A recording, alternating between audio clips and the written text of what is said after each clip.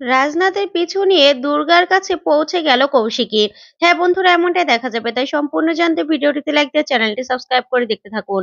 গল্পের শুরুতেই দেখা যাবে কৌশিকী জগদ্ধাত্রীকে বলতে থাকে, জগদ্ধাত্রী তুমি একদম চিন্তা করো না, তোমার মেয়েকে আমি আগলে রাখবো। হ্যাঁ, তোমার মেয়ের কাছে আমি ঠিক যাব। তুমি ভাবছো তো আমি কি বলছি? আমি কি করে দুর্গার কাছে পৌঁছবো? হ্যাঁ, পারবো আমি। কারণ তোমার মেয়েকে একজন দু হাত দিয়ে আগলে রাখছে জগদ্ধাত্রী।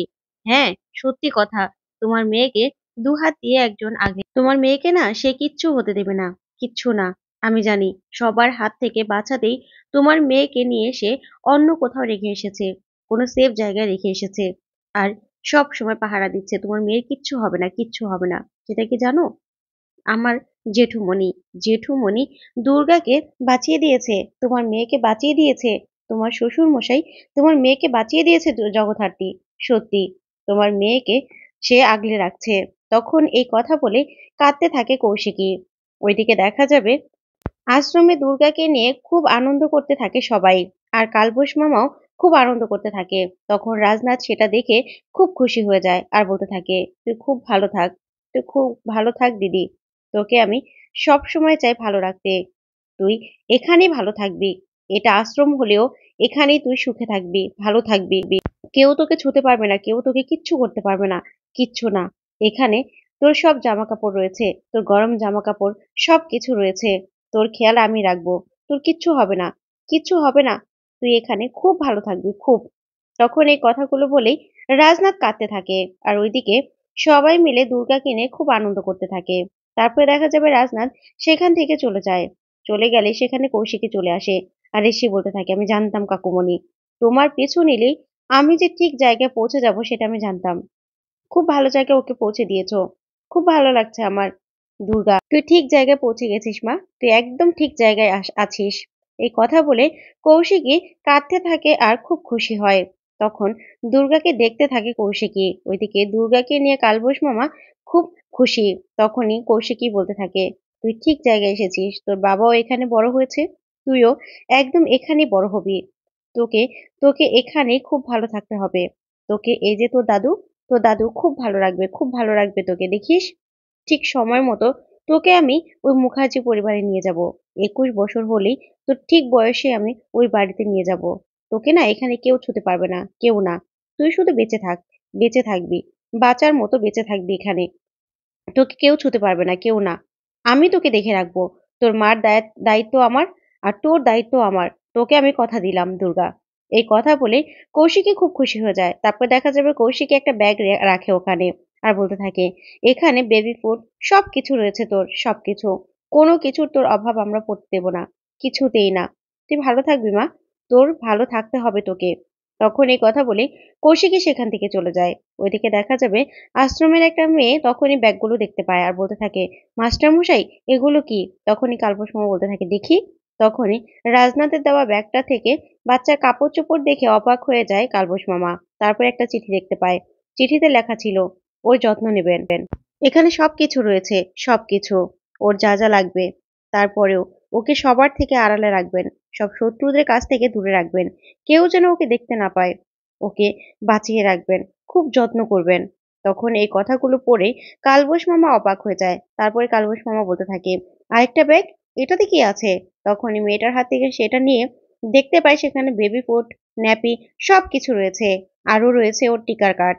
যা দেখে কালবোস মামা বলতে থাকে, এটা নিশ্চয়ই কোনো মহিলা পাঠিয়েছে, না হলে কোনো পুরুষের কাজ এটা নয়।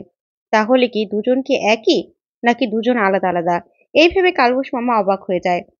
ওইদিকে দেখা যাবে জগদ্ধাত্রীর কাছে চলে আসে মেহেন্দি। মেহেন্দি এসে বলতে থাকে, দিদি, এই দিদি, উঠবি না? ওঠ, কথা বল। তুই তো এসেছিলি এই মুখার্জি পরিবারে বড় একটা দাও মারতে, কিন্তু তোর কি অবস্থা হলো দেখ তো। কিচ্ছু করতে পারছিস না তুই। তোর মেয়েটাও মিসিং, তোর মেয়েটাও কিডন্যাপ হয়ে গেছে। আর তোর এই যে এই অবস্থা, মরার মতো পড়ে আছিস। বেঁচে থেকে তোর কি লাভ বলতো? মরে যা, মরে যা, তুই মরে যা, সেটাই ভালো হবে। তখন এই কথাতেই মেহেন্দি বলতে থাকে, তোর মেয়ে তো মিসিং, তোর মেয়েকে আর কখনো খুঁজে পাবি না। তাহলে এই সম্পত্তির কি হবে বলতো? ঠিক তখনই উৎসব সেখানে চলে আসে আর এসে বলতে থাকে, মেহেন্দি, এটার মধ্যেও একটা কথা আছে। তখন মেহেন্দি বলে, কি? তখন উৎসব বলতে থাকে, মেয়েটাকে মিসিং, নাকি মেয়েটাকে কেউ সরিয়ে রেখেছে? যা শুনে মেহেন্দি পুরো চমকে যায়, আর বলতে থাকে, কি বলতে চাও তুমি বলো তো? তখন উৎস বলতে থাকে, হ্যাঁ, সিসিটিভি ফুটেজ, সেখানে যাকে দেখা গেছে তার হাতে একটা ঘড়ি দেখা গেছে। সেই ঘড়িটা স্বয়ংবর স্বয়ংবর হাতে মাও দেখেছে, আমিও দেখেছি। কিন্তু সেই ঘড়িটা না এখন কোথাও পাওয়া যাচ্ছে না। যা শুনে মেহেন্দি পুরো চমকে যায়, বলতে থাকে, কি বলছো তুমি? কিন্তু এটা কি করে সম্ভব? তখন উৎস বলতে থাকে, সেটাই তো। না হলে দুর্গাকে কে সরিয়ে দেবে বলো তো? কে সরিয়ে দেবে? নিশ্চয়ই এদের মধ্যে কেউ সরিয়েছে। তখনই সেখানে বৈদেহী চলে আসে, আর এসে বলতে থাকে, উৎসব, তুই একদম ঠিক বলেছিস। এটাও হতে পারে। ওরা ইচ্ছে করে দুর্গাকে এখান থেকে সরিয়ে দিয়েছে, যাতে 21 বছর পরে দুর্গাকে এখানে নিয়ে আসতে পারে, আর দুর্গার যেন কেউ কোনো ক্ষতি না করতে পারে। এটা সত্যি হতে পারে। তখন মেহেন্দি বলতে থাকে, কি বলছেন আপনারা বলুন তো? তখনই বৈদেহী বলতে থাকে, হ্যাঁ, এটাই হতে পারে। উৎসবের ধারণাটা ঠিক হতে পারে। না হলে হঠাৎ করে দুর্গা কোথায় হারিয়ে যাবে? কে কিডন্যাপ করবে ওকে? তাকে পাওয়া যাচ্ছে না। আসল রহস্য হলো ও ঘড়ির মধ্যে। ওই ঘড়িটা উর্মিলা মুখার্জি রাজনাথ মুখার্জির জন্য কিনেছিল, কিন্তু দিতে পারেনি। সেটাই স্বয়ংভু পড়তো। কিন্তু সেই ঘড়িটা এখন মিসিং। কোথাও পাওয়া যাচ্ছে না। না রাজনাথের ঘরে, না স্বয়ংভুর ঘরে। তাহলে সেই ঘড়িটা কোথায় রয়েছে? সেই ঘড়িটা পাওয়া গেলে সব রহস্যের ভেদ শেষ হয়ে যাবে। তখনই মেহেন্দি বলতে থাকে, আচ্ছা ভিডিওটা আমাকে দেখাও তো। তখনই ভিডিওটা উৎসব মেহেন্দিকে দেখায়। তখন মেহেন্দি বলতে থাকে, আর ইউ শিওর যে এই ঘড়িটাই? তখনই বৈদেহী বলতে থাকে, হ্যাঁ, এই ঘড়িটাই। এই ঘড়িটাই আমি স্বয়ংবর হাতে দেখেছিলাম, স্বয়ংবর হাতে। তখনই মেহেন্দি স্বয়ংবরকে ডাকতে থাকে আর বলতে থাকে, স্বয়ংবদা, একটু এদিকে এসো তো। তখনই স্বয়ংবর আসলেই মেহেন্দি বলতে থাকে, এই ভিডিওটা দেখো তো। তখন স্বয়ংবর ভিডিওটা দেখলে মেহেন্দি বলতে থাকে, এই ঘড়িটা তোমার? তখনই স্বয়ংবর বলতে থাকে, না, এই ঘড়িটা আমার নয়। তবে আমার মায়ের ঘর থেকে আমি পেয়েছিলাম, তার জন্য আমি পড়তাম। কেন? তখন মেহেন্দি বলতে থাকে, ঘড়িটা কোথায়? কোথায় এই ঘড়িটা? তখনই স্বয়ংভু বলতে থাকে, কেন? সেই ঘড়ি দিয়ে তুমি কি করবে? আর সেই ঘড়িটা এখন আমি খুঁজে পাচ্ছি না। তোমরা কি মিন করতে চাইছো বলো তো? কি মিন করতে চাইছো তোমরা? এই যে সিসিটিভি ফুটেজে যাকে দেখা যাচ্ছে, তার হাইট আর আমার হাইট কি এক? সবকিছু মিলিয়ে দেখো। অপদার্থের মতো কথা বলো। আর যদি বাচ্চাটাকে সরিয়েও থাকি, একদম বেশ করেছি, একদম ভালো করেছি। কেউ তো আর মারতে পারবে না। ঠিক তখনই স্বয়ংভু থেমে যায়। আর মনে মনে বলতে থাকে, তাই তো? কেউ কি তাহলে বাচ্চাটাকে সরিয়ে দিল? হ্যাঁ, হ্যাঁ, সরিয়েও তো রাখতে পারে, সবার হাত থেকে বাঁচার জন্য। তখন এই কথা ভেবেই স্বয়ংভু বলতে থাকে, ১ মিনিট আমি আসছি। এই বলে স্বয়ংভু বেরিয়ে চলে যায়। তখনই বৈদেহী বলতে থাকে, কিছু একটা ভেবে থেমে গেল না মনে হলো? কিছু একটা মনে পড়েছে, কিছু একটা ভাবতে পেরেছে। তার মানে ওই ঘড়িটার মধ্যে যত রহস্য, ওই ঘড়িটা খুঁজে পেলেই সব রহস্যের জাল ছিঁড়ে যাবে। সব রহস্যের জাল শেষ হয়ে যাবে। তখনই মেহেন্দি বলতে থাকে, এই দিদি, ওঠ, দিদি ওঠ। বল, বল তোর মেয়ে কোথায়? বল। তুই কিছু বলছিস না কেন? বল। শোন, আমার না সবটা চাই, সবটা। এই মুখার্জি পরিবারের সবটা চাই আমি। এখানে রাজ করব আমি।